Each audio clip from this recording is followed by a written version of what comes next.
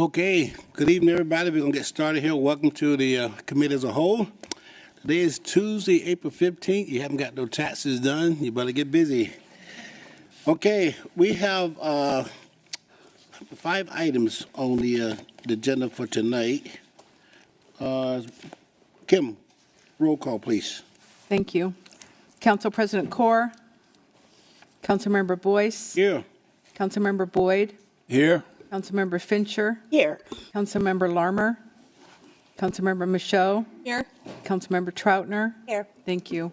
Okay, and Councilman Larmer should be here any minute. Okay, Pat, any changes to the agenda, sir? No changes. Council member, any changes?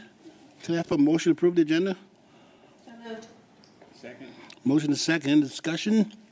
Seeing none, all in favor signify by saying aye. Aye. All opposed, let the record show unanimous pass. We're going to move on to item number 4, which is department presentation. So the first thing, we got the approval of the minutes from our April 1st committee of the whole meeting. Motion, please. So moved. Second, please. Second. God, we're going to be here a long time if we don't get it together, okay? All right, I got a motion and second. Any discussion? Seeing none, all in favor signify by saying aye. Aye. All opposed? Let the record show unanimous pass. Okay, this is time for process improvement. Okay, here we go. I'm going to ask for a motion for the payment of the bills. Move to pay the bills. Second. Motion is second. Any discussion? Seeing none, all in favor signify by saying aye. Aye. All opposed? Let the record show unanimous pass. Our next one, we had Kristen here from ECDC. Hello. Oh, Councilman Larmer not here, but we'll let you have the show anyway. All right. Well, good evening, Council. Today I'm going to do a brief presentation. This was supposed to be at one of your March council workshops, but it got bumped because of other discussion items. So just a quick update on what we're doing, because we have been doing a lot of work on our downtown plan. So just a quick refresher, we started this project back in December 2023 with a contract approval to authorize MIG, our consultant team that did the comprehensive plan, to do additional work to complete the update of the downtown plan. This is really important for the purpose of certification through PSRC, which we'll talk about in a little bit. Then we had some staffing changes, and the comp plan came barreling at us with a deadline that was much too soon, and so we put the project on hold temporarily while we finished the comp plan, and we've picked it up this spring. So I'm just going to give you an update of what we've been up to and where we're going next. So we did adopt the 2013 was the last time we adopted the downtown plan. We've had about 4 different plans since the 70s. There's a lot of things that have been done and accomplished in this plan. We've updated our MFTE program. We have seen new developments come online. We have the Willis Street Roundabout, and a lot of this was a lot of vision that was put in from downtown plan, as well as the resulting Meet Me on Meeker effort to be a gateway into the city. We are required, in the same way that we have to do comprehensive plan updates through Puget Sound Regional Council, this downtown area is a regional growth center, and that means that we have to be recertified. So every 10 years, we have to recertify our plans. The Raleigh the Valley plan is also an industrial center, so that plan was updated more recently. It's in line with the Vision 2050 requirements. This plan, because it was over a decade old, needed a refresh and a retouch, and so we will be updating the plan. PSRC is starting the review process this spring, and it'll continue throughout 2025. Our goal is to have this plan adopted by September of this year to get it into that process. The importance of the certification really is twofold. One is it is demonstrating that we have designated downtown as an area that has a lot of connectivity, transportation investments, and housing. But it also, perhaps more significantly, is how we receive a lot of money for grant-funded projects. And so we've estimated over the last couple of years, we average about $10 to $15 million coming in every 2 years because we are more competitive because we have a regional center that's certified and so and connecting to those projects. So it's an important figure in order to help with some of our other city efforts. We've gone over these project goals before. I just wanted to highlight that there's a couple topics that we have worked on already. So the first was reevaluating the boundaries. So when I started at the city a couple years ago, I had 5 different boundaries of what people defined as downtown. And that's okay, they can be used for different purposes, but we needed to really zero in on how do we make sure we meet the requirements for PSRC, and they have specific activity unit counts, which are based on jobs and housing numbers. And so making sure that we got that boundary solidified, because if we needed to change the boundary, that's an extra process that we needed to build into the schedule. The second major accomplishment so far is that we have removed an existing planned action ordinance for this area. It was a tool that was in place. It worked really well for Showware and for the Kent Station redevelopment. We had it updated in 2013, and it just wasn't working as we had expected. And since then, you all may recall, the state came out with a citywide infill exemption tool. And so through the comprehensive plan, we actually adopted a citywide plan, tool that covers downtown as well. And so in order to reduce the conflicting comments and requirements, we removed that planned action ordinance and SEPA tool from our code, and we now use a broader citywide one that is applicable throughout. I mentioned a little bit of this before, but our general planning area, this is from the 2013 study. This red outer boundary is more or less the study area, and then the teal line is the regional growth center designation as PSRC sees it. So within the southeast area, we do have our historic core and our KDP boundaries, which are aligned. And so there's different areas within downtown. We are maintaining that purple, that teal outline, which was what the PSRC original designation was, because we assessed whether we would expand the boundary or not. And the challenge was we could risk going below the unit's activity threshold. And we didn't see, there's not a true benefit to expand it and put ourselves at risk when projects that are adjacent to the designated regional growth center still qualify for funding as well. And so you can see Central cuts through that center, Smith, James, all of those roadways to 40th are eligible to receive the benefits of being approximate to or near that adjacent to the regional growth center. And so revising the boundaries was a process that we decided for the sake of the amount of effort just really wasn't worth it. We have been doing a lot of engagement. We had 4 different focus groups last summer and fall. We did one specifically KDP has created, or the Kent Downtown Partnership. They've created their own subgroup to help inform and advise. And so we've met with them several times. They did a similar focus group activity. And then we also invited residents to do their own focus group, businesses extending, including KDP, but also extending beyond the KDP boundaries, and then community organizations and service providers. It was really interesting. So I was not in those meetings. We removed city staff and had consultants facilitate so that we could really receive honest input. They all had varying degrees of their own interests and advocacy, but a lot of similar conclusions. And so a lot of alignment around downtown being the cultural heart of Kent, being a destination and needing to have places where the community can gather and where they come and then they go to other things that are downtown. So kind of a park once and go multiple places. There were identification of opportunities to enhance pedestrian experience. A lot of conversations of crossing James and crossing Smith are not fun experiences, and so recognizing, we have 2 train lines that also run, or railroad tracks that run through downtown, and so thinking through that. And this is all things that weren't necessarily surprising to us, but were good to kind of have validated and heard early on in the process.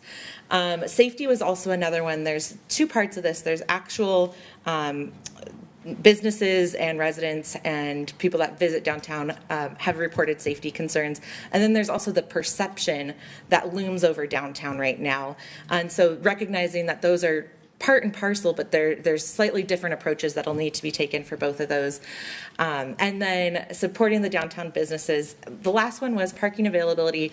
The assessment that our consultants did actually found the total number of parking stalls is not a challenge in downtown. We have enough parking stalls relative to the size of our city downtown. However, it's the location of them is a challenge. So it's that people don't feel, mostly it's safety, going from parking 2 blocks down and walking alone at night or in early morning hours. And so number-wise, we have enough. It's more about how they're utilized and the availability of them in close proximity.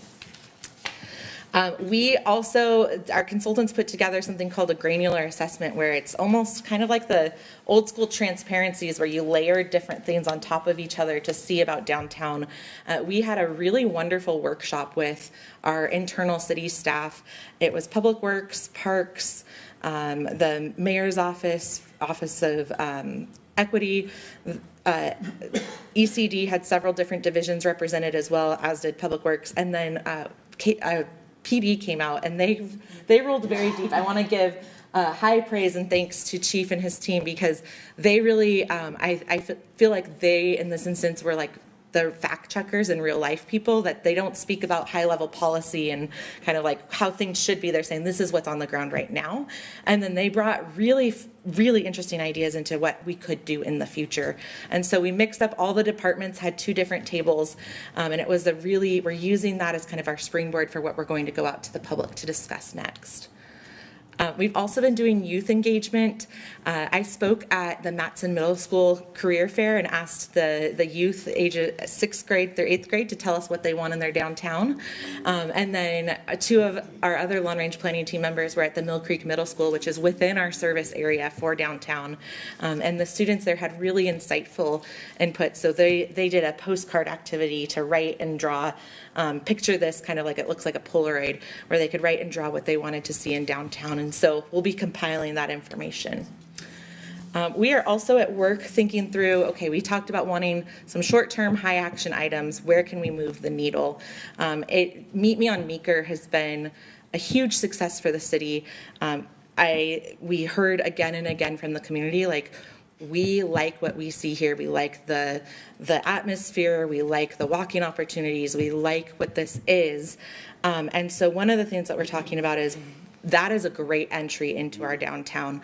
What do we need, especially on the eastern side, coming from the East Hill? There's a huge barrier at Central and along Central itself, and then some of those major east-west connections. And so we're exploring what tools do we have at our disposal. If Bill Ellis were here, he'd say Washington State ranks 50th out of 50 for economic development, and he's not wrong, but he's also been flipping over a lot of different stones to find opportunities. And so we'll be talking with you about that. I think there may also be ones that we're seeing other jurisdictions, mostly Spokane, has been utilizing that we may be able to use, but we may also need to go to the legislature to ask for some tweaks to it. But really our priorities when we're thinking about this are, how do we attract new development, and especially redevelopment of vacant and underutilized sites? How do we really reduce what's happening with those vacant and underutilized storefronts and properties? And then we want to increase people in town, and we think it has to be twofold. It's residents, but it's also people, instead of driving around downtown, seeing downtown as a destination and a stop-through point for their commutes home or whatever else, that it needs to be something that people go to and also go through and not around it. So any other input, we're welcome to hear that as we're thinking about kind of our priorities for incentives and redevelopment opportunities. But that's my quick update of what we've been up to. Awesome. Good job as usual. One thing to think about, and I kind of occasionally I go to Issaquah on Front Street, right? It kind of reminds me of what Kent could be, because there's so many different foodie places. You see people walking. I mean, because this is for the nightlife, right? If we want to try to rejuvenate the nightlife, is just bringing some type of foodie restaurant down some of these streets, which will bring people in and walking back and forth. Have you been on Front Street? I have, and I should say, we met with KDP in February, and we had a really good conversation. We also I gave them some homework that we're going to be reporting back in May of where do they see similar jurisdictions that had a historic core area that didn't have a waterfront attraction, because that's a whole different ballgame. We're not going to bring a lake to us. But where have they seen interesting changes? And they mentioned Berea and Columbia City. Issaquah came up. as did some of the Tacoma districts. Yep. So Okay. waiting to hear from some others, but those are really good case studies for us to look at as well. Okay. Hey, team, any questions, comments? This is your show. I'm sorry. You want to take over? Yeah, my bad. Yeah. Thank you all. Okay, we're going to move on to public safety. We have Medic One Emergency Medical Service levy, and it's going to be on the ballot.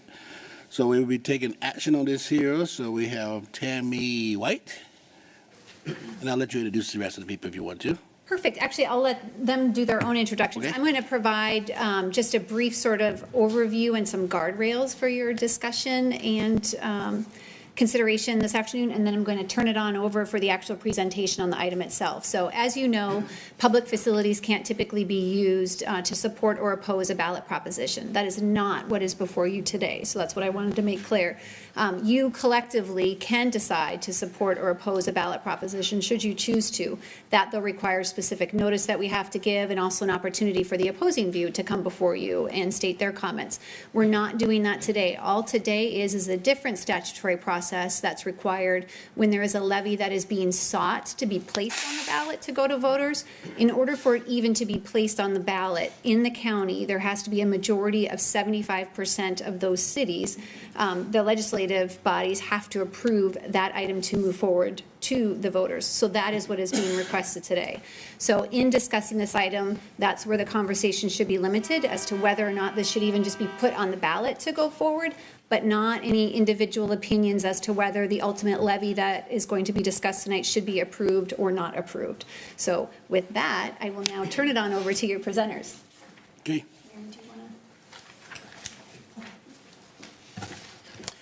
Hi, good afternoon. My name is Michelle Plord, and I'm the Emergency Medical Services Division Director, and I have a couple colleagues here who can introduce themselves. Sure. Aaron Tyerman, Deputy Chief with Puget Sound Regional Fire Authority, but spent 18 years with King County Medic One before I came over here. So I'm going to give a presentation for you today, and Aaron is going to be here for any specific operational questions that I can't answer. I promise I will go through these at a good clip so that you have time for any questions and any other follow-up.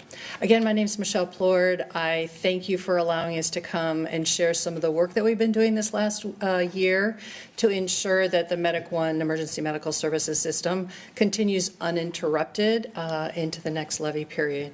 So I have prepared slides, as I mentioned, and they will share a little bit about what that process is, and then a second part of it is to tell you what the recommendations are coming out of that. Make sure all my equipment works. I've also inserted in, since Puget Sound provides service to the city of Kent, a little bit of the statistics because I'm at the regional level, but I wanted to make sure that you had a little access to a little information that was detailed. All right, let's make sure this is all working. So as I mentioned, that we are coming to the end of the expiration of the current levy period at the end of this year. That sponsored regional partners to come together and elected officials to say, what do we need? What are the things both programmatically and financially to support making sure that this system continues into the next levy period? What I really loved about this process is that the invitation was to all across the county. We had great representation, but even more so, it was a platform for people to bring their local ideas, their local concerns, and come to consensus about what the strategic plan is, what the programs are going to include, and what the financing is. So I'll share all of those details at a high level. As mentioned already, it is required that we, in order to get this on the ballot, have at least 75%.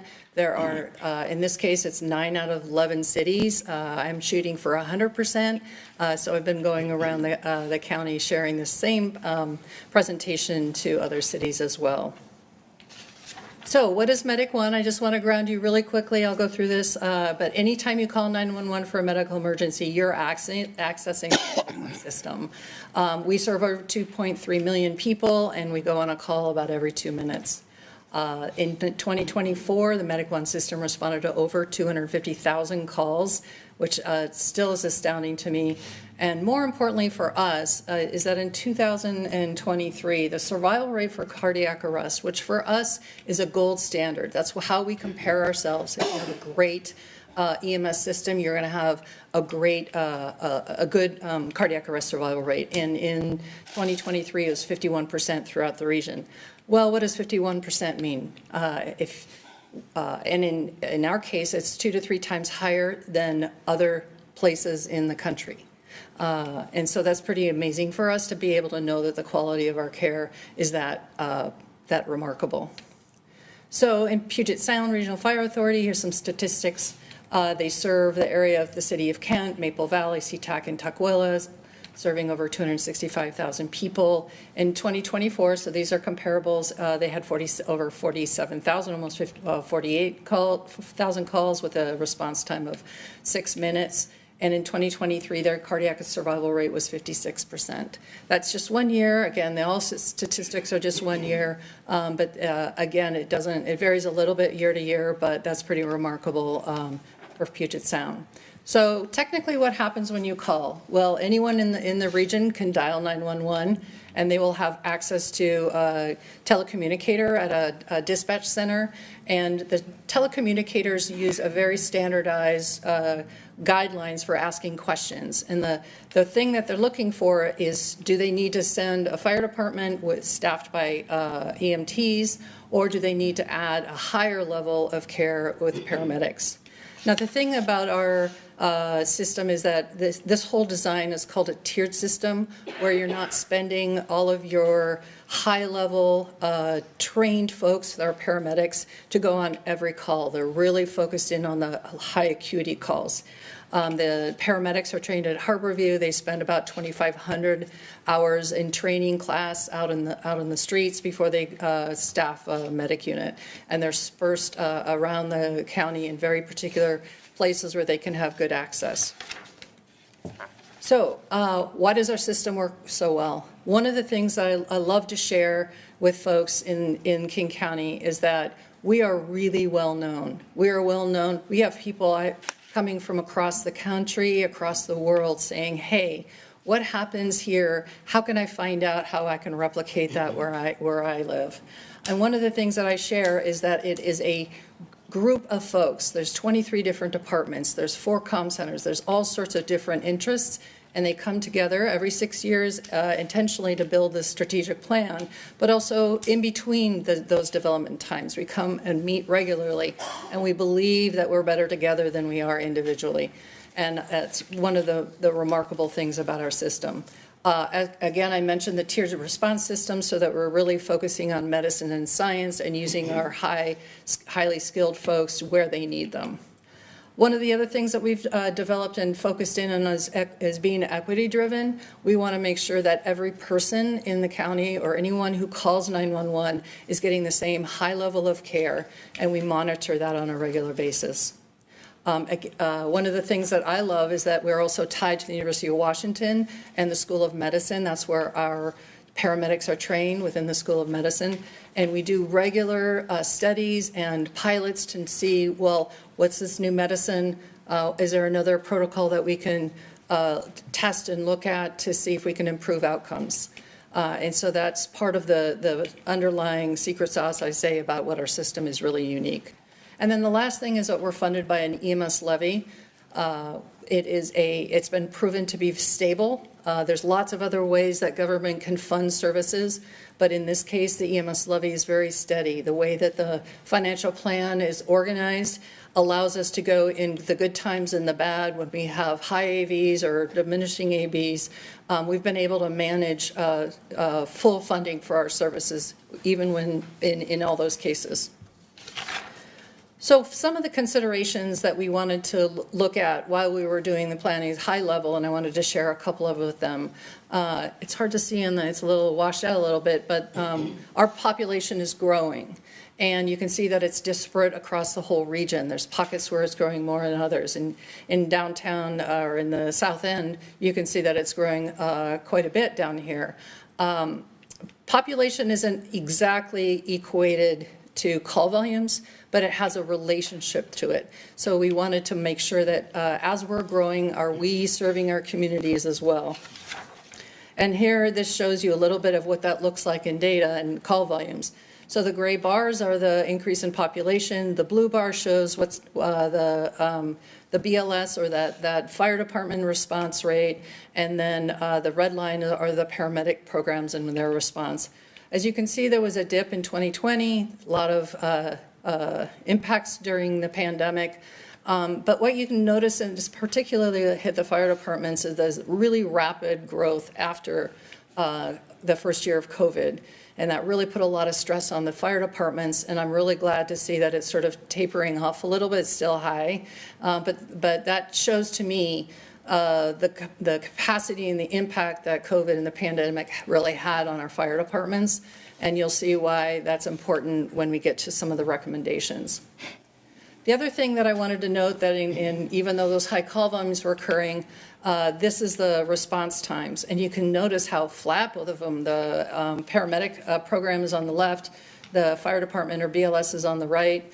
And during that pandemic, even with all of the stresses, the response times remained very flat. And to me, that shows a sign of resiliency of our departments and also the capacity of our departments to maintain the service levels that we need.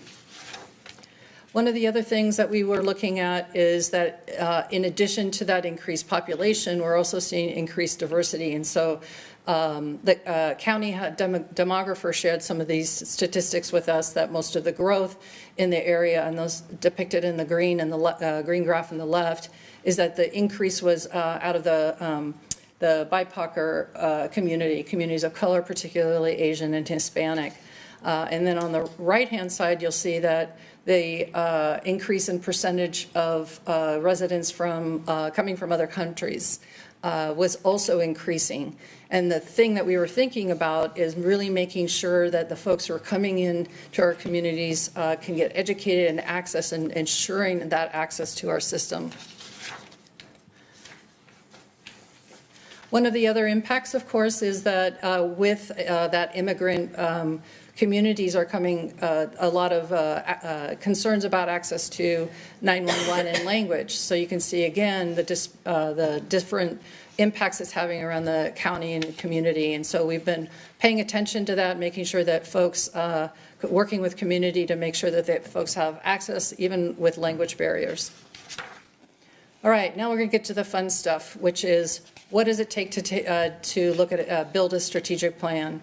And so the task that was required is to look at what our programmatic needs, ensure that we have a financial plan that supports those programs, that we have sufficient reserves, because we're doing a 6-year financial plan. We want to make sure we have a little bit of wiggle room. And then finally, to recommend the levy length, the rate, and the ballot timing. So let's see. Got to catch up with my notes.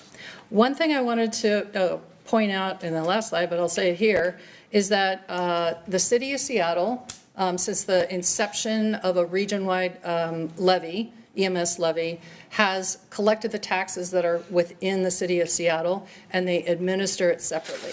So I just want to make sure that as I'm going through the recommendations, if they're programmatic in nature, and I'm talking about funding and things, it's about that King County balance outside of Seattle. When it talks about money in general, and you'll see what I'm talking about, that is really about the entirety of the whole county.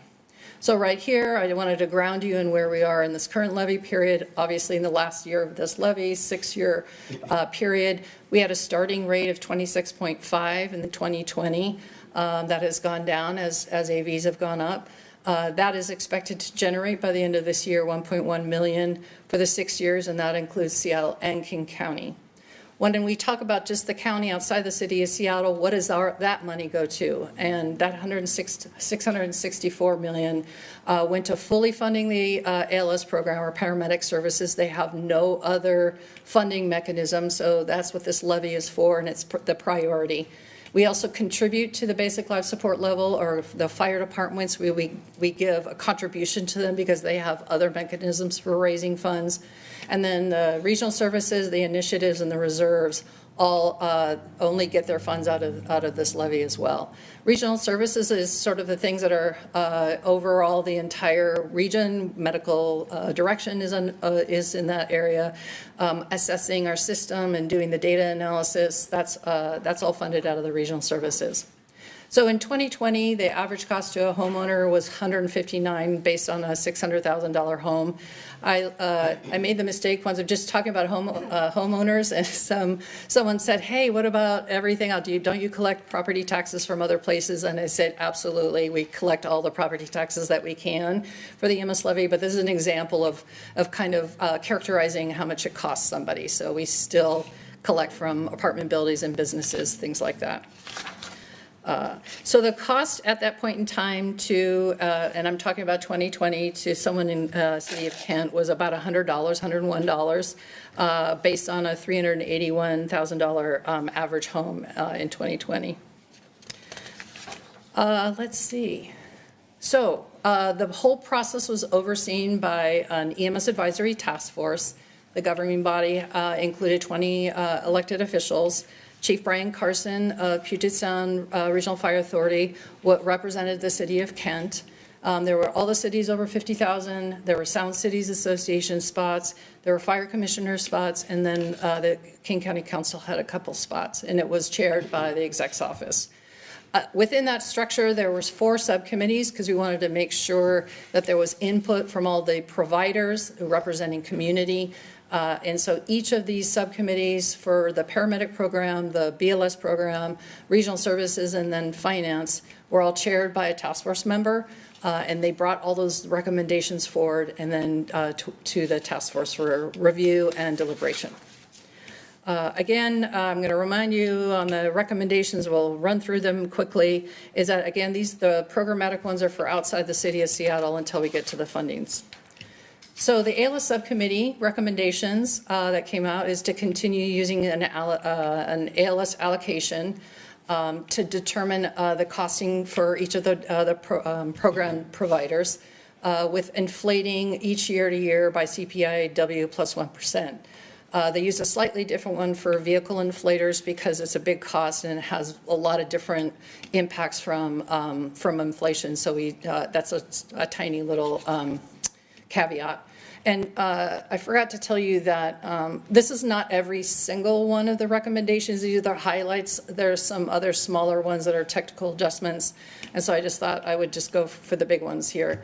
The other thing is that they suggested putting a placeholder. It's hard to tell whether the impacts on population growth, especially when you're projecting out 6 years and, you know, including the planning time, it can sometimes be up to 8 years. So it was deemed that it was wise to put a placeholder medic unit in. We analyze the impacts to our paramedic service every year. And so we put a placeholder of half a unit in the 3rd year and a half a unit in the 5th year.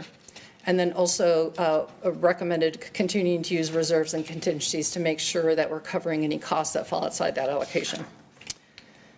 And then the BLS subcommittee said, based on, again, the increased responsibilities and the increased impacts to our fire departments and their responses, we agreed that we wanted to increase the funding to the fire departments, including a $5 million total increase in the 1st year.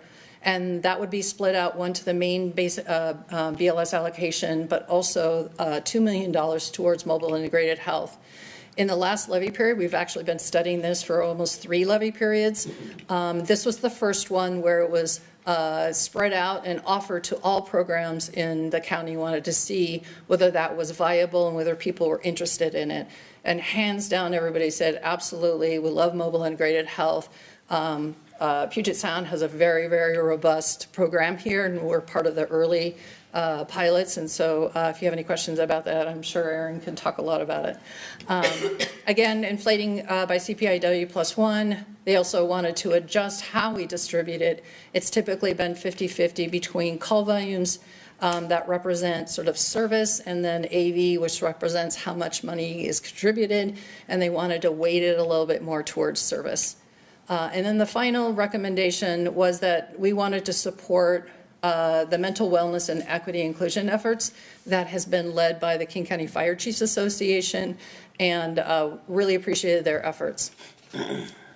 The Regional Services Strategic Initiative Subcommittee had 3 recommendations. One is to continue delivering all the programs that we already support, that they also wanted to enhance a couple. There's been an incredible amount of increased need for staffing, increased number of trainings for those new staff, and so we expanded the support for that out of the levy. And we also wanted to support a new telephone referral program to help mitigate the impacts on the fire departments. So this telephone referral sends folks over to a nurse line to see if we can address some of their low acuity issues without having to have a response. And that's been a great program. The third one is to maintain and develop strategic initiatives. So these are large programs that cover the entire levy period. One of them is the community-based partnerships, otherwise known as ECHO, and to also support the data systems improvements for our monitoring systems, Prime. And then there's a new one to do some technical improvements to our emergency medical dispatch. Hey, Michelle, Councilwoman Fincher have a question for you. Thank you. So are these, since these are strategic initiatives, are these already in place, or are these some of the pilot projects that were mentioned? So yes and yes. The 2 first ones, the ECHO and Prime, those have been in the last levy period. But they're still trying to figure out a little bit more about what they can do. So the community-based partnerships are connecting with local organizations that serve communities. For example, like the Somali Health Board. We partner with them to bring education and knowledge out in their community that they decide how and how to manage the educational tools and everything like that. As well as the data systems, we started with making some improvements, particularly around integration of data sets, and that work still needs to continue. The new one is that dispatch one that is going to enhance what the telecommunicators use within their comm centers. Very good. Does that answer your question? That does. Thank you. You're welcome. All right, so let's see. We all like money and want to understand what that means and what it's going to cost. So again, this is in the King County side outside of the city of Seattle. The programs I described are shown in the pie chart here. As what I'd like to do is share a little bit of a visual around a proportionality. The gray area is what advanced life support or the paramedic program. It is the majority of the money that is being raised because, again, they don't have any other sources. The second highest is to the fire departments or basic life support, and then regional services and strategic initiatives follow. In the table, you'll see what that's going to cost during a 6-year levy period, which is about $919 million. So what does the Puget Sound Regional Fire Authority get out of this? And so in 2025, they got about $5.42 million, of which you can see what went to mobile integrated health. And then estimated in 2026 is that they'll get $6.5 million and a little over $1 million for their mobile integrated health. So all of these programs went to the Finance Committee because the Finance Committee doesn't really necessarily look at the programs, but they look at the financing mechanism. So they had 2 recommendations coming out of the deliberations. One is to conduct a risk analysis to look at what are some of the things financially that we needed to make sure that we took care of. And then based on that risk analysis, what would be a good level of reserve and contingencies to mitigate those risks. So to understand what that all means and why they picked the things that they picked, I wanted to quickly go through the revenue drivers and then as well as the expenditure drivers. So obviously the beginning assessed value has an effect on revenues, what new construction levels are, what the split between that Seattle and King County AV is, and then how much reserves we're able to carry over from this levy period to help buy down the levy. On the expenditure side, the number of ALS units and how much they cost. What are the inflators that we go from year to year to make sure we're covering costs. And then any new or enhanced services or funding, of course, that would add into the bottom line. And then what are our reserves and contingencies? So what the Office of Economic and Financial Analysis did for us is take the ones that they thought would be the most important for our financial plan. And they picked 4. They picked AV. They, you know, are we on target for predicting what the AV is? Are we on target for what new construction is going to be? The Seattle King County ratio, and then of course inflation. When they did that analysis, they also shared on each of these line items, tell you the min-max. What's the least impact and what's the greatest impact? But for me, the most important thing is all of them together. The likelihood of all of them happening at the same time is pretty low, but if you look at the bottom numbers, which said 31.8 to 76.9, that's all of those cumulatively. So keep that range in mind as I go forward here. This is the full financial package that includes Seattle.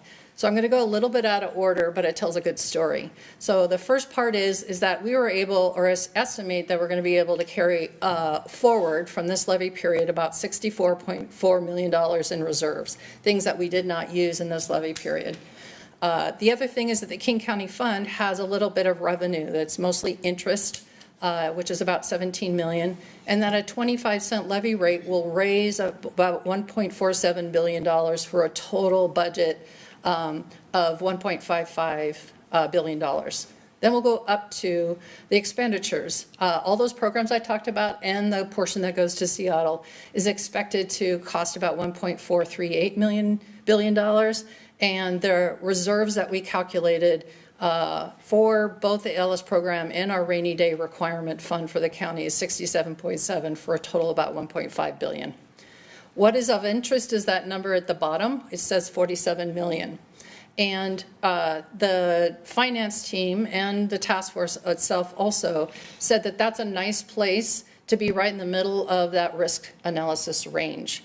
So if the range was 31 up to 76, 47 kind of falls in the middle. It's a little higher than they wanted, but just because of the variability that's happening in the economy these days, they felt like that was a good way to move forward.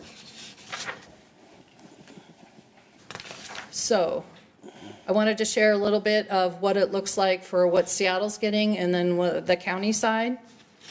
And then the last recommendation for the finance subcommittee, that they supported this financial plan, they supported the reserve levels, and they supported the levy rate at 25 cents, raising $1.5 billion.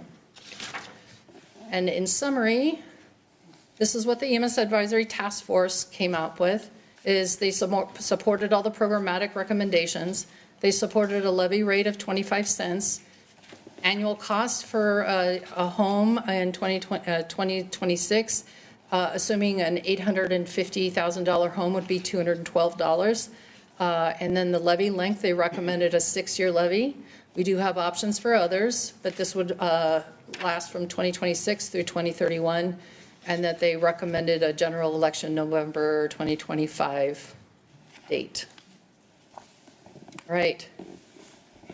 Are you done? That was a lot of information, A lot of so happy to information. answer any questions. Thank you so much. Hey, just real quickly, so the rate is going to be a little penny cheaper than it was in 2020, right? Correct, yes, Okay. yes. So, but not the funds. So Yep. the rate is just the Got it. first year, and then we are allowed to increase new construction in 1% unless the legislature changes that.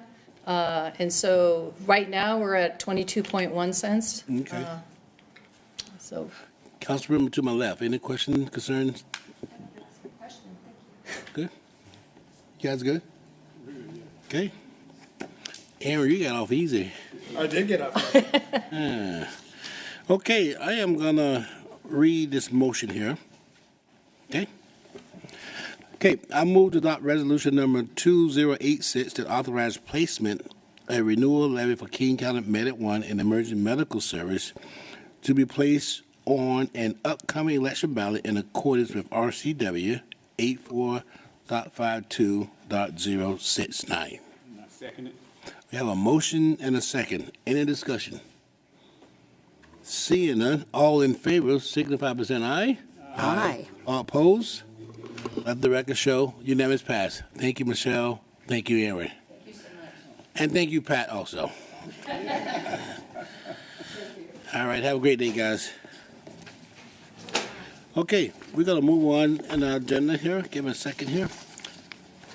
Okay, Washington Traffic Safety Commission Interagency Agreement, DUI, Commander Bravo, and this is a grant. Please come forward.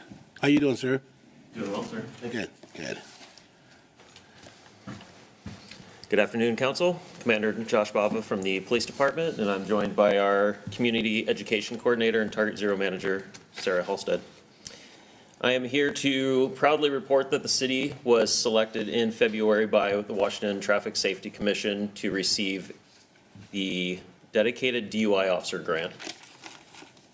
This grant would begin on fiscal year, or the remainder of the fiscal year, starting May 1st, and would provide for 3 years of funding for a dedicated DUI officer. It would include funding for some training opportunities for that officer, as well as some funding for the supervisor of the officer, some necessary goods, services, and equipment that the officer would need to perform the job, some marketing and education, and some vehicle maintenance needs to identify a vehicle as an impaired driving unit enforcement vehicle. Some of the goals of this project are to conduct a minimum of 5 days or nights per week of DUI enforcement and reduce impaired driving crashes by up to 10% by September 30th. Then that would be 10% over last year, or under from last year. The second identified goal would be to conduct a minimum of 4 community education and outreach efforts per month to increase awareness of the impacts of impaired driving. And that would consist of not only in-person educational events, but also social media marketing and education done in both English and Spanish. And some of that funding is, or the majority of that funding is coming from the state as well. And lastly, I just want to say this is truly the selection of the city to receive this grant is truly thanks to the efforts of Sarah, who's dedicated many years of service to reducing impaired driving in the city and making our streets safer for residents and guests both. So we are both happy to take any questions that you may have. Thank you. So this grant is for roughly 120K, right? So do we actually get to hire somebody to do this work, or is it somebody in existing in the force today? So we have selected an officer internally, David Castro. He's one of our drug recognition experts within the traffic unit. Okay. So the funding would be to fund his position, which would allow us to then hire back to replace him. Okay, good. Awesome. Awesome. Questions? That's great. Questions? I want to recognize you, sir. You did an awesome job, so thank you. Behind the scenes, we know you get things done, so thank you so much, okay? Okay. I'm going to read this. No question? Are we good? Okay, I'll read the motion then. Okay, I move to accept grant fund in the amount of $118,761.15 from the Washington Traffic Safety Commission for the dedicated DUI officer grant program, amend the budget, authorize expenditure of funds, and authorize the mayor to sign all necessary agreement and other documents subject to the terms and conditions acceptable to the chief of police and city attorney. We have a motion and a second. Any discussion? Seeing none, all in favor, signify by saying aye. Aye. All opposed? Let the record show unanimous pass. Thank you so much. Appreciate it. Sure. Thank you, Sarah. Okay, we can move on to our last item here in Public Works. Councilmember Fincher. We have 2 items. Both of them are right-of-way easement issues. So we are ready to roll. All right. Hi, I'm Cheryl Rolsick Wilcox. I'm Public Works Property and Acquisition Analyst. And I am here. This project is a part of the Sound Transit project, these terminations. There are 2 right-of-way easements that are located there in the city at the Sound Transit project area.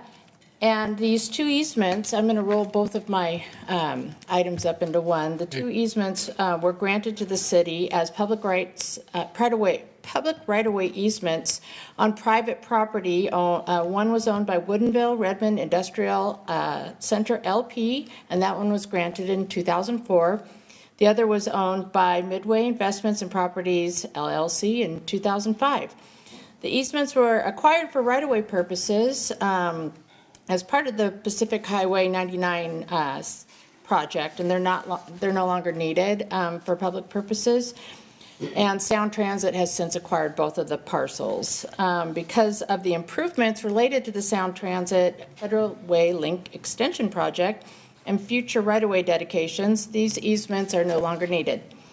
The release of these easements by the city will help facilitate a clean boundary line adjustment for which Sound Transit has already applied. Any questions? None from me. Any from anyone else? Nice and easy, nice and clean. Ready for a motion? Please. I move to authorize the mayor to sign the termination of right-of-way easement, subject to final terms and conditions acceptable to the Public Works Director and City Attorney. Second. It's been moved and seconded. Any discussion? All in favor? Aye. Opposed? Motion carries. Very much. And then there is the second one. I move to authorize the mayor to sign the termination of right-of-way easements subject to final terms and conditions acceptable to the Public Works Director and City Attorney. Second. Again, moved and seconded. Discussion. All in favor? Aye. Aye. Opposed? Motion carries. Both motions carry unanimously. Thank you very much, Cheryl. Thank you, Councilman Fincher. That ends our last item for the committee of the whole, so we will now take a break and we resume at 5:15. Thank you.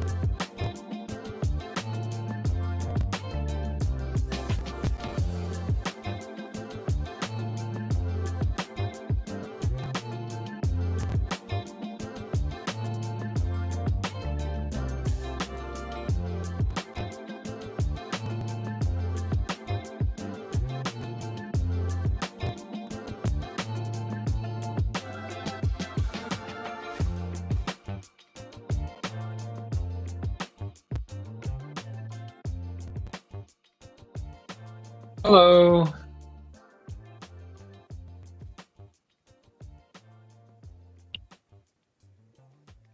Thank you. Thanks, Kim.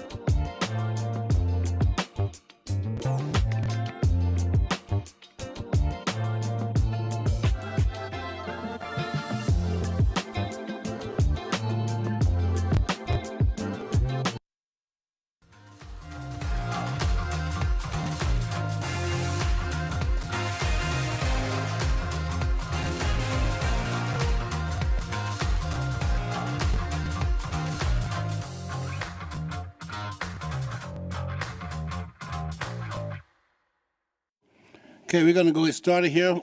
Second part of our meeting is the council workshop. We got two items on our agenda tonight. One is the housing code update by Kirsten, and we'll be doing a medical assisted treatment at the Kent Correctional Facility, and that'll be Commander Armstrong. So, Kirsten, all yours. Good evening, council. It's good to be here today. I'm also joined online by Tyler Quinn-Smith, the project manager from our consultant team Framework.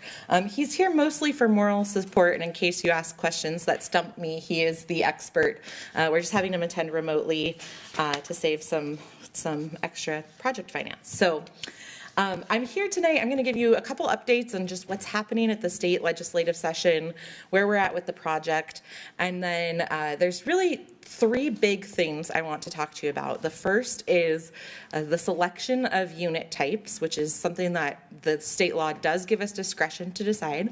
And then I want to talk specifically about incentives and how that's tied to building heights specifically. So we'll be walking through those things, and then open to feedback and conversations. Because of the way the workshop schedule is, we had our consultant team come pretty early on in the process to kind of flood you all with all the information and the audit and everything we were doing. We've now had time to circle back and make sure we've really vetted this with our land use and planning board. We've had a lot of meetings with the development community to talk about, like, what about Kent's market? Is this going to pencil? Is this different? And then also, we've been meeting with cities across the state that are implementing the Tier 1 requirements, as well as our South King County city neighbors, to kind of see where everyone else is on the page. So we are marching towards this phase 1 deadline of having to have updates to meet state requirements by June 30th. If we don't adopt something by then, the state's model ordinance takes effect, and it's basically a blunt one-size-fits-all approach that doesn't really reflect some of the nuances and needs that you all have identified as priorities. And so there's a couple other bills that we're also putting into this, but I want to come back to focus on middle housing tonight. To start with, we're going to just give a little bit of the state legislative update. We have 2 weeks left in session. Everyone is saying, because of the budget conversations and having a new governor and various things, that it's likely that we will have some extra special sessions. However, I think it's supposed to, they're predicting that it'll focus really on the budget and not on all of these other land use and planning and housing bills that are floating around. Two significant ones I wanted to just update you on. One is SB 5559, and that's about streamlining subdivision processes.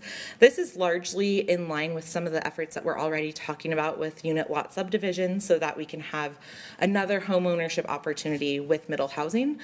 There's some specific things that it does. It basically is saying cities can no longer do public hearings for design review. Doesn't apply to us. We already don't require that. So a lot of the things in it we're already either we're doing or are marching towards that path, and we're intending to do anyway. So that bill, relatively small impact on the city as a whole. The other one is the parking preemption bill, and so this it's passed both chambers. They're going back for some reconciliation to figure out the population threshold for cities it should apply to, and a couple other things. But basically it says cities starting in 18 months can no longer require minimum parking requirements, and we need to change our numbers. And so the maximum amount we can require for parking is 1 parking space per single family home and half a space per multifamily unit. And then it's 2 spaces for 1,000 square feet of commercial space. Right now, generally, we require 4 to 5 spaces per 1,000 square feet. So that'll be a pretty significant change. And then we cannot require parking at all if there's a change of use for a conversion of a building from non-commercial or non-residential to residential or within commercial uses. We also, if a residence is under 1,200 square feet, cannot require parking. So interesting how that will tie into the above one, especially for apartment and multifamily structures. And then you'll see below commercial spaces less than 3,000 square feet. Same thing, can't require parking. Affordable housing, senior housing, childcare facilities, and the ground floor, sorry for the typo there, of mixed use projects. Really quickly, oh, sorry. Good. You say that they are suggesting 2 spaces, oh, I'm sorry, 2 spaces per 1,000 square feet of commercial. We currently require 4 to 5. So can we still require 4 to 5 as long as we have more than 2, or have to No, have? we cannot Oh, wow. require more than 2. Okay. So we could require less if we wanted, but we couldn't wow. require more. I do want to give a little bit of a context. We do have in our downtown and our TOD areas near the light rail, we do have reductions. So the 0.5 space per multifamily, currently we allow 0.75 per multifamily, and then if they can justify a reduction, we will review it. There are some conversations we've had with developers. For instance, the Star Lake site, that site, they said they can't get financing if they go below 0.75. So there's some built-in market mechanisms right now. I was at a meeting on the east side with the Master Builders Association with their real estate brokers and some of their other members, and they were saying they're unable to sell houses even in areas that have a lot more transit connectivity on the east side. They need at least 1 to 1.5 spots, if not 2 full spots per unit still for what they're building in their middle housing. So this is, it's saying we cannot require it. The market may still choose to provide it, but there's areas of Kent that we already don't allow parking on one side of a street and other things. And I think the state took this approach of like, of course there's overflow parking everywhere. And in some areas of our city, it'll be an interesting challenge. Councilmember Lummer have a question, please. Thank you. So, Kristen, when we say residences under 1,200 square feet, is that single-family residences? The state does not define it. So we usually have a conflict between the 0.5 spaces for a multifamily unit, and if we have an apartment that's 1,100 square feet. Or a detached single-family home. Yep. There's a lot of things here.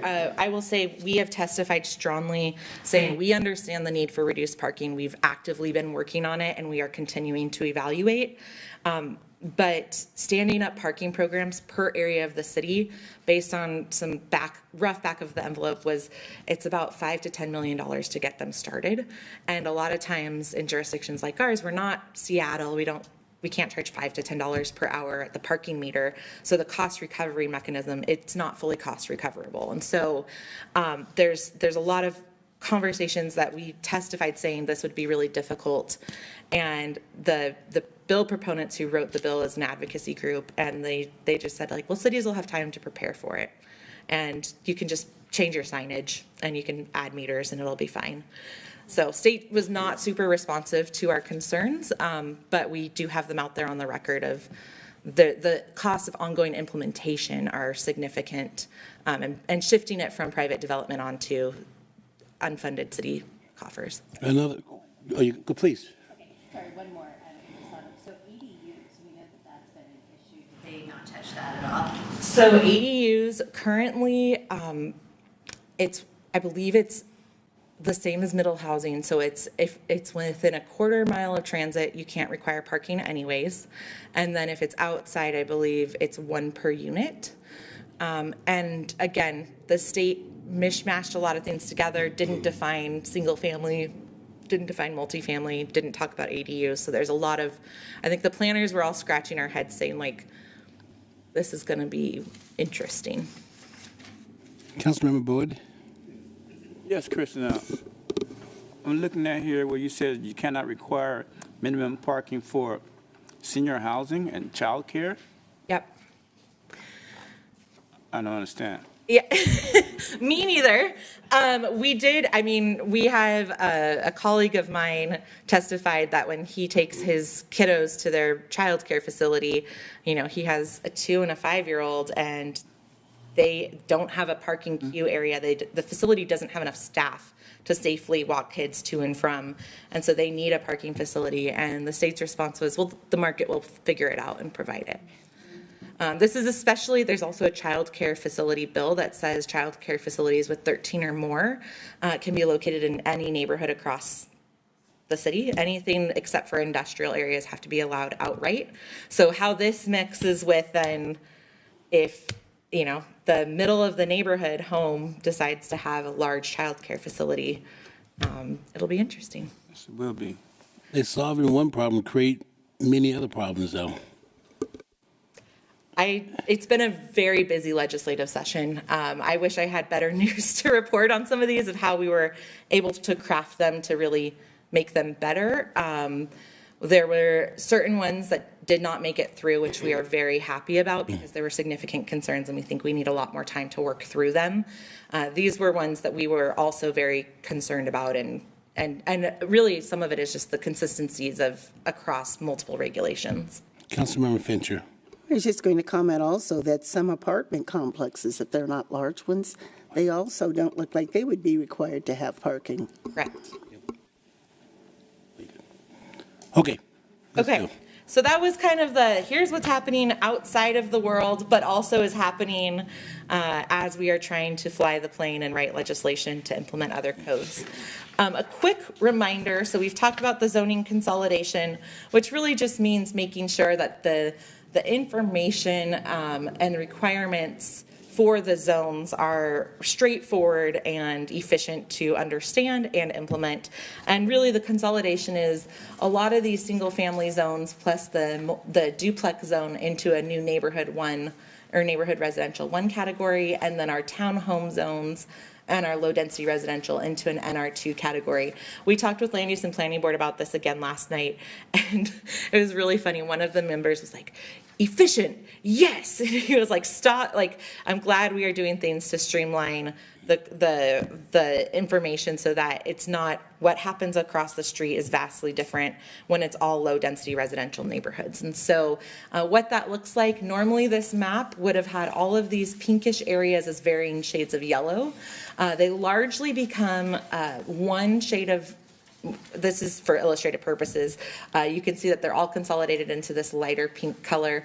We still do have those low density areas. We used to call them residential agricultural areas, but they're really urban separators and environmentally sensitive areas with floodplains. And so we heard feedback from the community during the comp plan that said, please don't call them agricultural. It doesn't make sense. So changing that terminology, and then we also have shoreline, a little bit around Panther Lake, around Lake Meridian, and then around Fenwick Lake as well. And so those are specific because they have a lot of shoreline property. So when I'm talking about the rest of this presentation, we're really focusing on that NR1 consolidation of those single family 4.5 to duplex zones and what we're proposing to apply.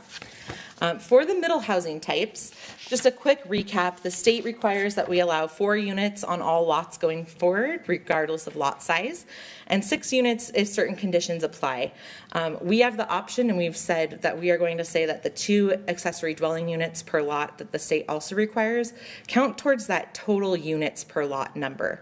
So it's not that each unit gets 2 additional accessory dwelling units. We'd be in kind of an interesting permutation issue at that point. So 4 units per lot. We have talked about kind of the scalable density as the lot sizes increase for subdivision purposes.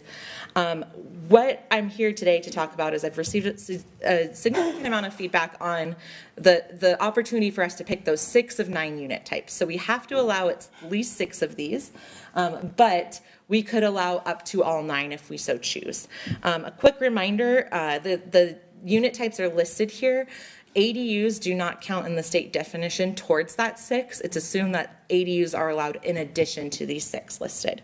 So a couple reminders of conversations that we've had and what I've had with Land Use and Planning Board and other colleagues across the state. When we asked originally, like, where does middle housing make sense? We heard a pretty strong, resounding voice from the community as well as from you all saying, like, hey, we should incentivize it more towards transit. Like, putting it near transit where the investments are make a lot of sense. It's going to be allowed to go everywhere, but can we help kind of push that towards transit?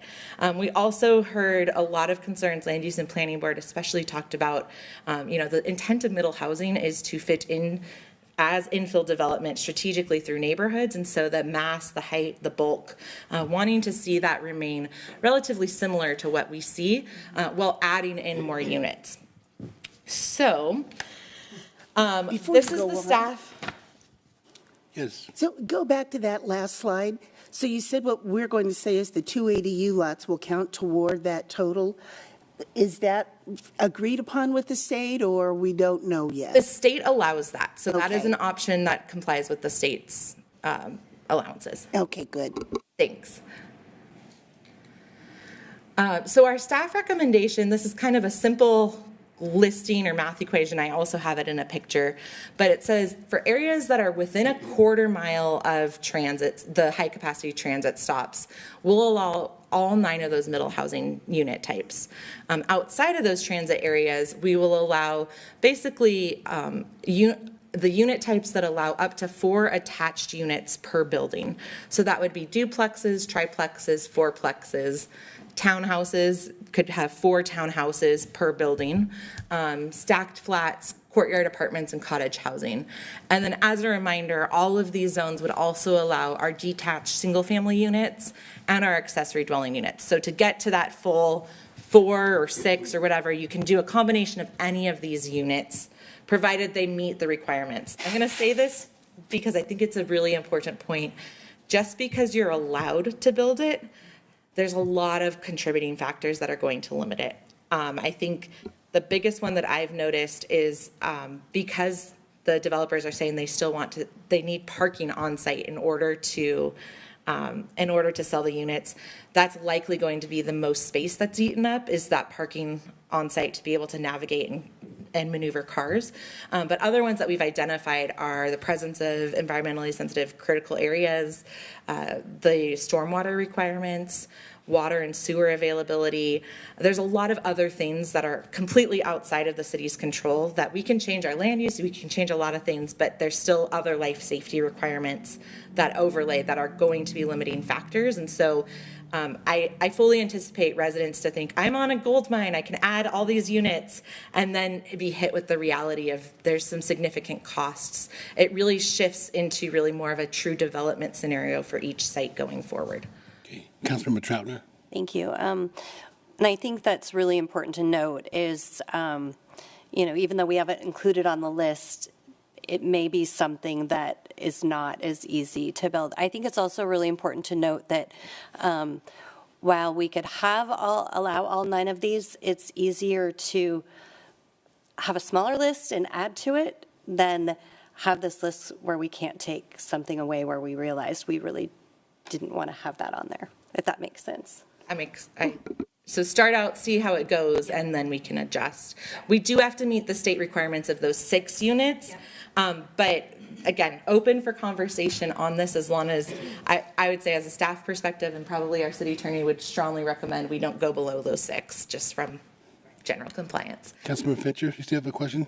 Oh, no. You I was just thinking, even though, it just goes what they're saying, there's still going to be other regulations to build. So you have that much space, but it has to logically be able to fit into that space along with the other requirements that they would have to meet. Okay, thank you. So this is graphically displaying a little bit more of what I've presented. I want to just circle back. So the proposal is that outside of that quarter-mile limit, that we have a maximum of 4 attached units per building. So theoretically, all of these unit types are still allowed, minus the 5plexes and 6plexes. Courtyard apartments, we've heard, are very unlikely to be built, just because of the market dynamics. Mostly the desire would be to build townhomes over courtyard apartments. And so we thought, and when we limit it to 4 units per building, that almost extensively says it's not going to happen. But theoretically, we could still allow them, and if someone decides to get creative and find a way to do it, they would be allowed to, assuming they're meeting all those other requirements. Councilmember Larmer. Oh, I'm sorry. You okay? Just to play devil's advocate, if there's one type that we feel like is unlikely to be built, are we limiting ourselves by taking the 5plex and 6plexes out? I mean, should we go ahead and allow all 9, knowing that there's at least one type that's unlikely to be built? Right. So we're proposing to allow 7 of 9 in the areas outside of a quarter mile because the courtyards are unlikely to be built. So we're kind of saying we know it's not likely to be built, so we'll allow it, but we're proposing these 6 minus the courtyard apartments are the most likely. And when we've done some surveys, what we have heard are the most people have the most interest in, developers have the most requests for product are the townhomes and the cottage units. So the 5-plexes and 6-plexes, the reason why we're proposing to limit them in the areas outside of the transit is, one, in response to the notion of we'd like to see this opportunity near transit. And so by allowing them in that area, that's an opportunity to allow more. And we could even see, we could allow up to 8 attached units per building for a little bit larger townhouse development as well, as it's closer to transit. And so that's kind of, we're trying to figure out within what we can do, like how can we nudge and incentivize and still not be restrictive. And then this was also in a large part, we had some land use and planning board conversation about some significant concern about the idea of looming over shadows, the mass bulk in neighborhoods and what that could do for kind of versus like by limiting the number of attached units, it clusters them. So if a lot is larger and it would allow 12 units, they could still do 3 clumps of 4 attached buildings. So we're not saying like you can't do more than 4 attached units total on the site. It's just we want to break them up into smaller structures. And we did talk with our consultants about this, and they said, this is one way to do it. We could also write a lot more dimensional standards and other things to do that, and would probably come up with the same similar outcomes and results. I'm assuming your builders, because they want to try to maximize their dollars as well too, right? So I have a lot of say to it, input, what they build versus what they won't build. Yes, so we've had a lot of conversations with them. 5-plexes and 6-plexes, no builder has told me that they're interested in building them at this point. And I think honestly, it's a little bit of a scale issue. Yep. Once you get into 5-plexes and 6-plexes, anything 3 or more, you get into the builder's code instead of the residential code. So it's technically a commercial building that has a lot higher costs. So townhomes do not have that. And so that's why they're interested in townhomes, because it's a more affordable way to build than meeting higher standards. Councilman Boyd. Yes, Kristen, does this apply also to apartments? And So- specifically, I'm talking about like on Pacific Coast Highway, we're talking about building the Sutton Apartments. And then there's one over on 28th and 272. They want to build a 255-unit apartment building there. And that's right across the street from the light rail. Yeah, so this is specifically for those pink zones. So Sutton and those other areas are in a separate zone that's grayed out here because those are transit zones. So the limitations wouldn't apply there. They have a lot more intensity and density allowed. Okay. So we wouldn't be downzoning them. Okay, thank you. Marley, your college house makes it too. Huh? Yeah. So pausing here, and then we're going to get into incentives and height. Generally, does council agree with this direction of within the quarter mile of transit, we're allowing more unit types, and then outside of that quarter mile, we're restricting the 5-plexes and 6-plexes and ensuring or saying that no more than 4 attached units per building? Molly, you okay? Okay. John, you okay? Okay. Thank you. We'll move on to the second point. So we've talked a lot about incentives, and our team has looked hard at this. We've talked about a lot of things, and also looking at a lot of times incentives are tricky because we can write what we think will work, and then the market doesn't respond to it, and they don't get used. And so I wanted to highlight the 4 incentives that we've been focusing on that were brought either by the state with the affordability and transit adjacency requirements or by council when we had early conversations. So retaining existing trees, retaining the existing home, and then additional incentives for exceptional stormwater facilities. And we did have some conversations with civil engineers, both within our own city as well as those that work for developers. And because we used to be a very wet area in our valley, and then the hillsides, the groundwater level is very high, and we don't have soils. And I'm not a scientist. I'm telling you this as I've understood it. The ground soils do not percolate and allow for drainage to happen really well. And so normally when you see exceptional stormwater facilities, the ground conditions make a huge difference in that. And so we heard pretty clearly that looking down this path, the incentives likely were not going to be used. And so we said, for the time being, like if we have limited time to get our first phase 1 done, we're going to shelf those for now and not continue pursuing them. If there's desire during phase 2, we can bring them back, but we didn't want to go down a route of doing something when we heard loud from the development community and others that it's unlikely to be used at this point. And so that left us with some other ones. I did cross out the reduced parking with the new state law and what we've heard from the developers. We don't really have that as a leverage or a tool anymore. So that left us with some other opportunities. We're going to be getting into more site design, the orientation of entrances of buildings, but really the big one that it left us with was height. And so currently in Kent, we regulate height in 2 ways. We talk about the actual building height. So that normally we think of the number of feet. So, and then we also talk about stories, and that would be whether you have a 2-story house, a split level, a tri-level. That's how we talk about it. So we talk about them in context of both. And so our current wording says you're allowed 2.5 stories or 35 feet, whichever is less. This has been something that normally a 2-story building and a 2.5-story building max out at about 28 feet. So even though we allow up to 35, normally we're ending up seeing an average of 28 feet or less. And so we had a conversation of like, well, what could we incentivize? How could we make this work without drastically opening the lid and saying like, we're going to allow 5-story buildings and we're going to do these other incentives. And so we said we could change this to say 2.5 stories with a maximum of 28 feet. So changing it to say, instead of the lesser of, you can go 2.5 stories up to. And then the incentive would be to allow 3 stories up to 35 feet. So in essence, we're allowing an extra story, but not changing the height requirement so that maximum height is still the same as what's in code today. The incentive here would apply if the existing home is retained or if a certain amount of significant trees are retained. And that would be something we'd have to look at and flesh out a little bit more. I will say Land Use and Planning Board had a pretty strong response when we talked about this applying for significant trees being retained.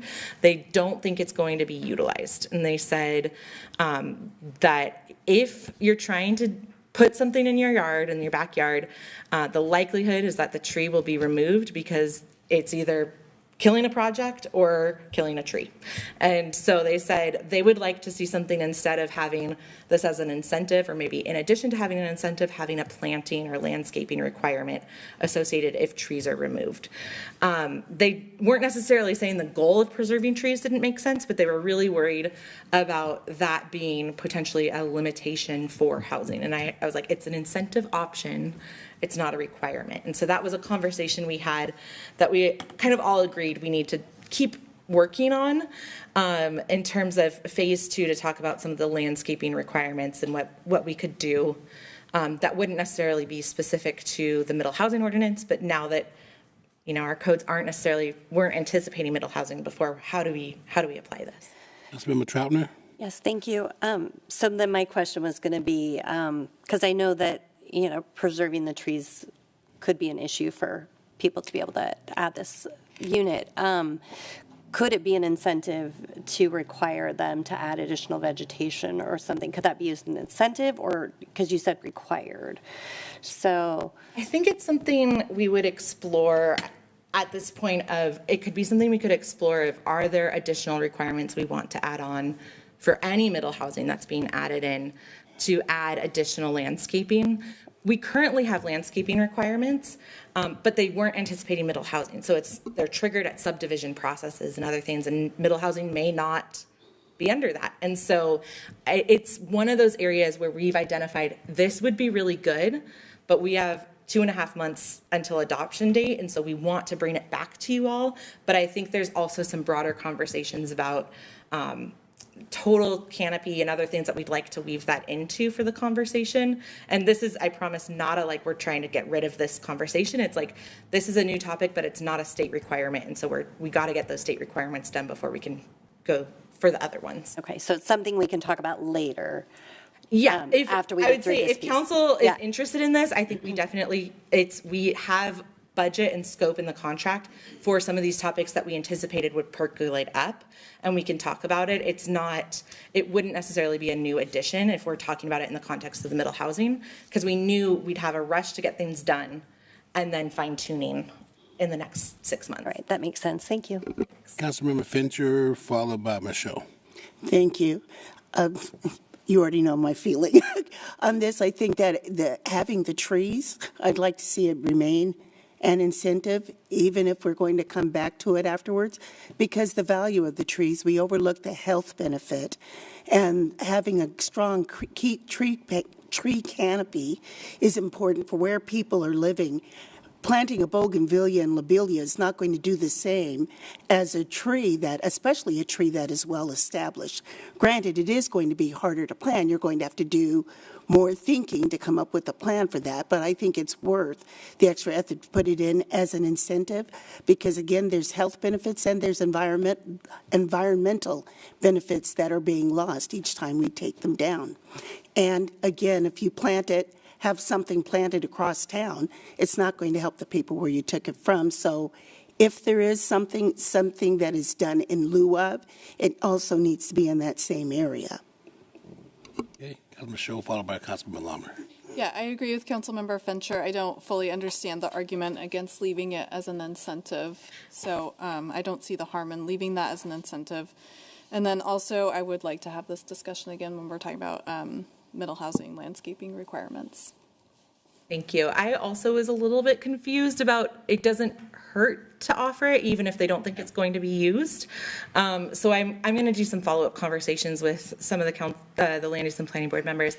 I think their stance was more of like, shouldn't we just allow 3 stories anyways? Like, should we? And my point was, well, we're trying to find a way to incentivize these other priorities, and there's only so many levers we have, and we already allow 5-foot setbacks on yards. If we go to 0, that actually increases cost for building with firewalls and sprinklers and all these other things. So we have limited opportunity. And so building height was one of those that we said this could be a clear opportunity while also still not completely changing neighborhoods and adding costs that were unanticipated. So.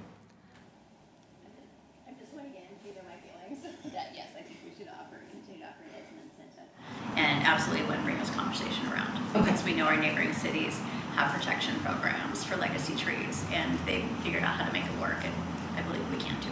Okay, happy to bring that back. I know that ECD has had a lot of internal work that we're talking about and planning to bring to you as well. I think that's a little bit different than the context of middle housing, so we may have a little bit different timelines on those, but happy to bring it back as in terms of the middle housing conversation.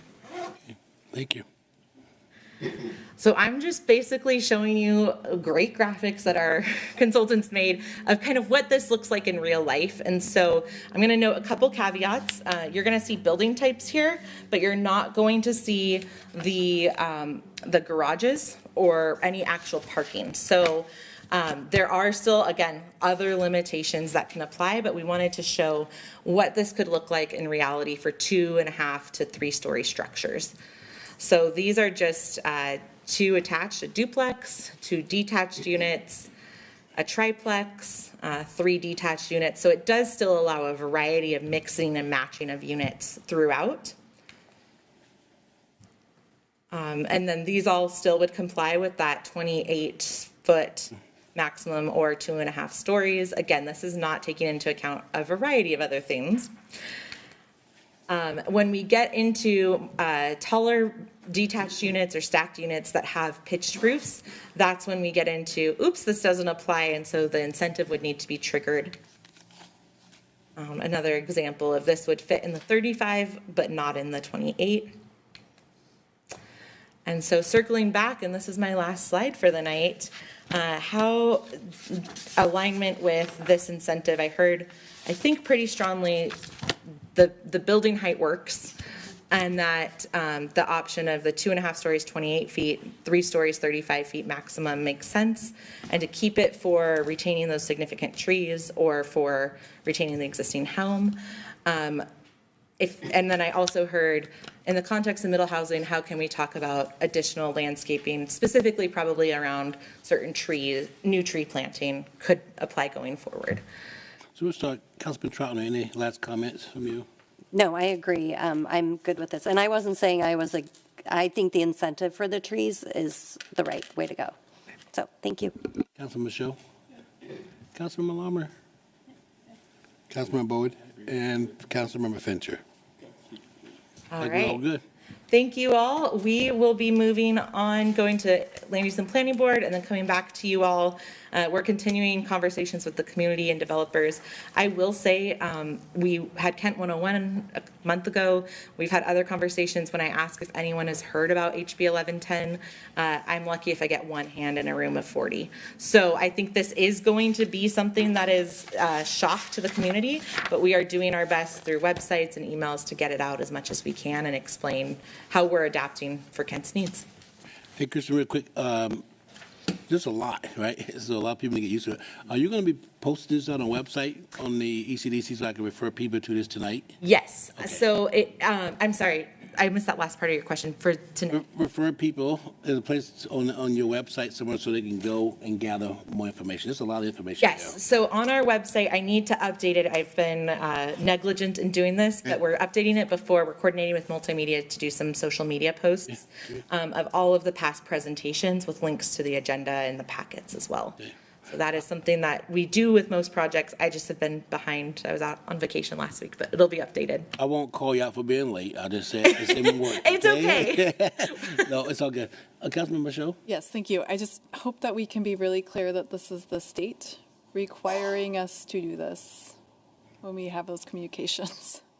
Noted. I will take that back to our multimedia staff as well. Hey, any more comments? Are we good? Excellent presentation. Thank you so much. Appreciate that. Thank you. Okay, we're going to move on to item number 2, our last item here. We have Commander Armstrong is going to be talking about medical assistant treatment at the Kent Correctional Facility. Commander Armstrong. Good evening, City Council. How you doing? Good. How you guys doing? Ready. I appreciate you guys letting me come and talk about one of the programs at the jail. I'm going to talk about the MAP program and the MOUD program. They're kind of a little bit different, but kind of the same. The City of Kent Correctional Facility kind of does a hybrid of it, so more focused on the MOUD part of it. But the main difference is the MAP program is comprehensive. It has some treatment, substance, it's with medication, but it also has behaviors and counseling. Pretty difficult for us to get inside the facility with as small as we are. But we focus on some of that, and I'll talk about that later, but we focus on, when we originally started, we focused more on the the MOUD program, giving them medication, trying to get them through the process, trying to get through some of the craving and reduce some of the things that they're trying to do in jail to get out because they're drug seeking when they come in.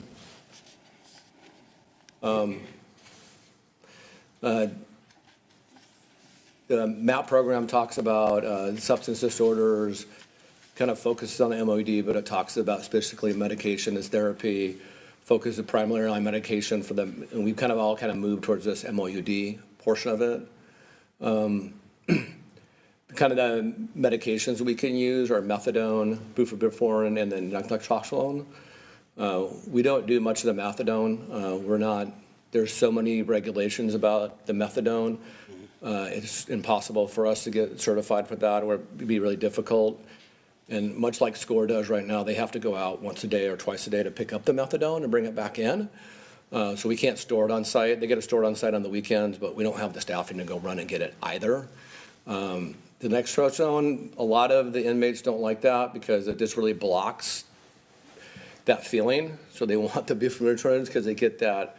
It keeps them kind of high in jail, so they want that portion of it, so it makes them feel like they were on the street. So we focus on that. That's what we use. And there's different variations of it. So they can use the Suboxone, which is the film. We don't use the film in the jail. It's really hard, it's really easy for them to hide. They can put it on their tongue, can't see it. They can stick it on their hand because it looks just like flesh. It's really, really hard to see. We use this Suboxone. When that Sublocade it dissolves in their mouth. So they have to sit there. We've kind of changed some medicals, trying to change the variations of this a little bit. So now they kind of swallow the pill, but they still have to wait there. We still have protocols so they don't introduce it back into the unit. And we want to make sure they don't go through withdrawal symptoms or go into overdose in front of us. So like the Suboxone has a Narcan feature in it. So it will actually prevent them from going into overdose with that. The Subutex does not. So that's the one thing difference about them. The Subutex does not. And then the other two are injectables, and they're just cost prohibitive, really cost prohibitive. They're about anywhere from $950 to about $1,500 per shot. Wow. They'll last 30 days. But you can, if we had 20 people on the program and they're here for 30 days and we were doing that every 30 days, it gets really cost prohibitive for us to do that. So we focus on the Subutex and the Noxaline. They don't use that very often. One or two inmates will get on that, but the rest of them will be on the Subutex. Some of the history of the MAP program and the MAOD program at the jail. The first MAP program was actually introduced back in the facility back in June of 2020. That was in partnership with an outside vendor that we partnership with, and they would come in and they would do the Suboxone, but they would administer it, and then they would counsel them inside there, but our medical staff would pick out the people who are eligible for the program. And then fast forward, less than a year later, because of costs and the pandemic, Ideal Options didn't want to come back into the jail anymore for that, so we kind of moved away from the MAP program. We did continue dosing with the Noxaline, but the inmates still didn't want that. And then in 2021, we did partnership with another place called South Integrated Health for reentry services. So they kind of helped the inmates get back into there so they can find MAP programs and other things when they went back into the community. Starting in November of 23, we reintroduced a MAP program again, more focused on the MAP part of it, and our healthcare delivery services, our medical provider actually does all that work behind it now. The medical provider prescribes the medication at Subutex. Some of the things they have to go through to get on the program is they have to sign an agreement form, they have to go through a urine screening, and they have to come back clean before they'll go on a program. There's some variations of that. They have to do a bunch of lab work before they can go on it. And then they have to do an EKG also to make sure that their heart is good for them to get on the program. Some of the people we deal with are not in the greatest bit of health, so we want to make sure we don't cause a bigger problem with them.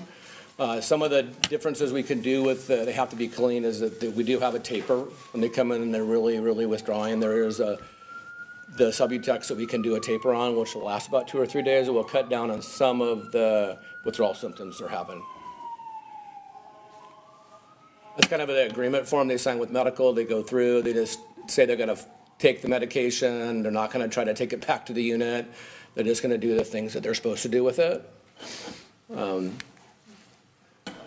Some of the stuff that the staff have to follow, some of the protocols we have, the medication, they have to come into our library, which is our multi-purpose room. We do the MAP program, MOUD program between 8 and 9 o'clock every morning.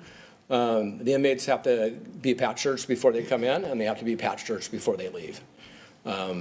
We are introducing a narcotic into the facility, so we wouldn't want to trade one problem for another and get it back in the unit. Correctional staff then are required to stay in there with them 15 to 20 minutes after they take the medication, and that's more of making sure that they don't OD. Though we're really good about keeping contraband out of the facility, we're not perfect. So we don't want them to OD in front of us or send them back. And even though they're still on a full pill, they'll go back and regurgitate it, and then they'll pass it around. So we want to make sure that it's dissolved enough they can't do that. Before we started doing this, the pill, they would crush the medication, they'd have to stick it under their tongue, and then have to sit there for 15 minutes while it dissolved. And then we had them drink a whole bunch of water so that we knew it was washed out of their mouth. because they would coat it with their tongue and then scrape it off when they went back to keep the medication. Prior to the inmates leaving and go back to the unit, then the officers will do a mask check also to make sure that they're not taking the medication, they haven't cheeked the medication, they haven't done something else with it. During that whole time, they're not allowed to talk to each other, they're not allowed to fall asleep, they're not allowed to talk, they're not allowed to put their hands on their face or anything like that, so we know that they're not trying to divert from the program. Inmates that divert from the program get removed off the program and they can face internal discipline. Some of the stats for it, since November, we've put approximately 113 participants on the program. Approximately 16 have diverted, and two of those people that diverted got put back on the program. The diversion rate for it is about 14% of those. Since we started the program, there's been about 3,462 bookings in the jail. And the average length of stay is 11.93 days. The participating rate is about 3.2%. The average stay in the jail, you can look at the bottom, it takes about 10 to 14 days to get someone on a program, and they're only there for about 12 on average. So about the time that we get them through the withdrawal process, they're usually getting released and walking right back out the door again.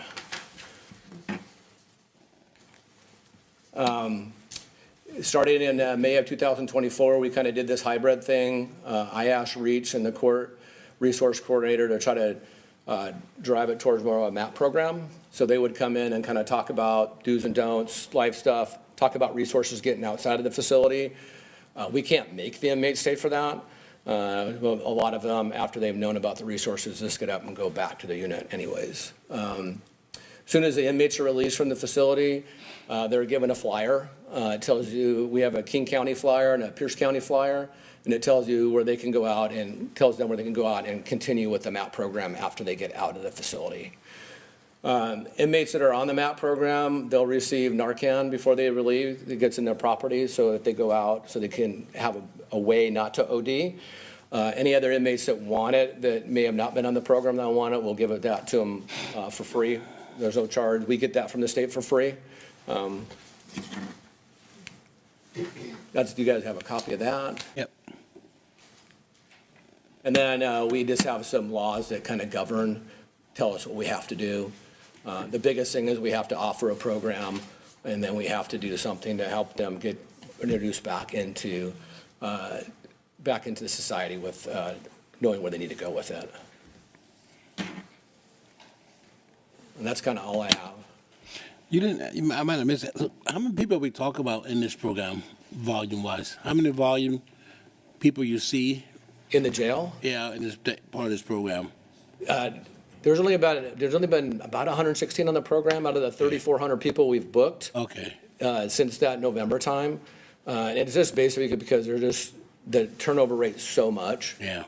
So they're only in the jail for about 11 days. Okay. And that average length of stay will go up and down based on how the judges are sentencing them. So that could drop to 9, and if they're really sentencing people to long distance, so up to a year, that could go over 15 or 16. But we kind of get in that range by the time we get to the whole process, they're already walking out the door. Okay. So most of those people are the more long-term people that stay inside the jail that we get on the program.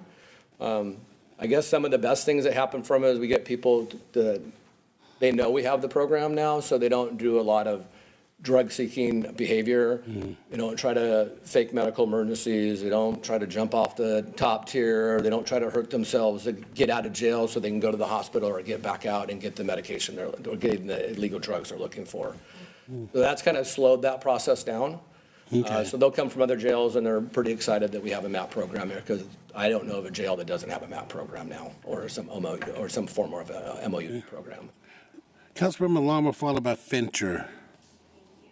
So the ones that are giving out, and they're giving the brochures and stuff, do we know the rate of participation in the ongoing programs? I have no idea. I don't have a lot of contact with those.